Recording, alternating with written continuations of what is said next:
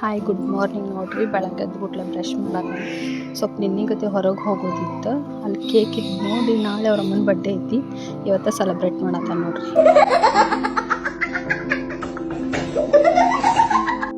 ಬಂದ್ವಿ ನೋಡ್ರಿ. ಸೀರೆ ಚಾಯ್ಸ್ ಮಾಡ್ತಾನೆ ನೋಡ್ರಿ ಅವನಿಗೆ. Let's go.